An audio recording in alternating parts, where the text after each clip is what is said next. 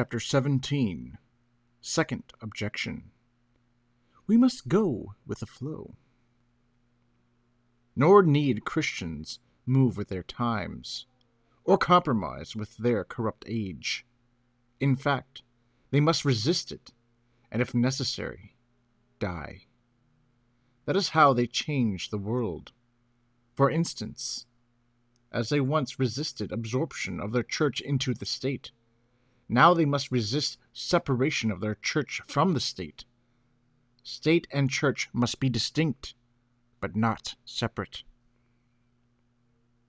Go with the flow about sums up the high-flown novelties that liberal Catholicism is so proud of.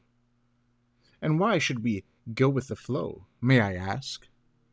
We are born, we are baptized, we are consecrated in order to swim against the flow of ignorance and misbehavior found in creatures, the flow of lies and sin, the flow of filth sweeping us away to perdition.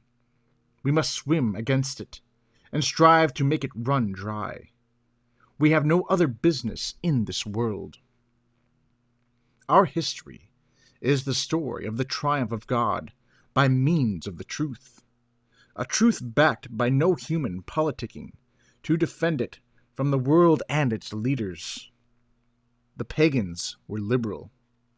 They very much wanted to reach an understanding with the Church. All they asked was that she bring her Christ down a little to the rank of one deity among others.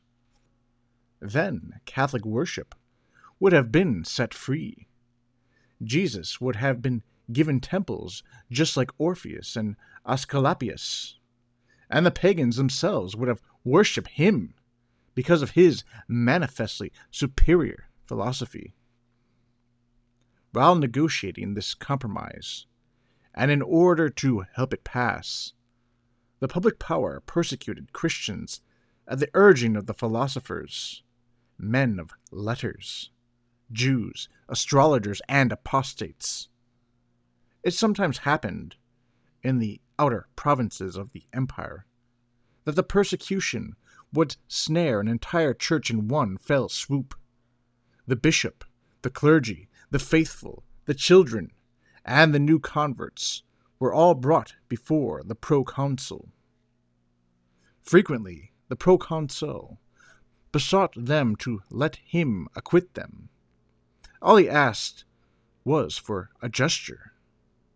These Christians did not hesitate or say among themselves, "What will become of the church if we die? And who will serve God?" They professed the one God, and they died.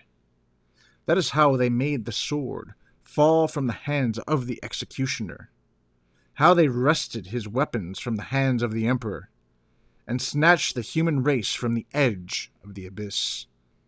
But what they had proclaimed under persecution, they did not take back once they had vanquished. They had proclaimed the kingship of Christ. They went on to establish it, and the cross of the labarum held sway over the crown of the emperor. Translator's note. The labarum was the standard of Constantine, adopted after his vision of a cross of light.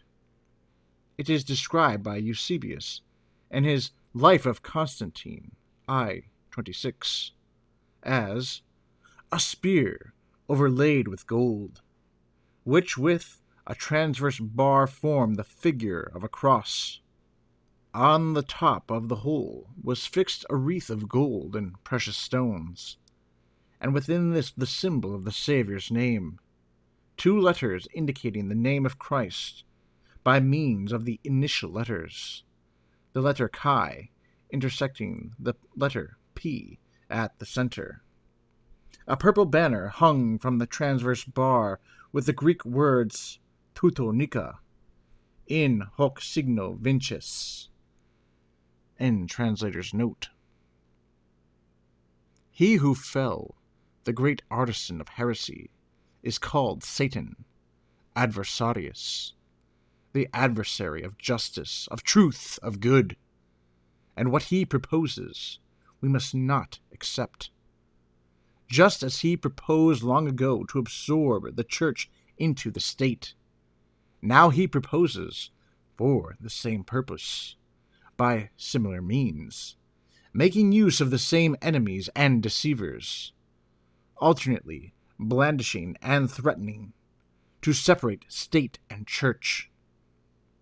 To the early Christians he said, "Give up your liberty, join us in the empire."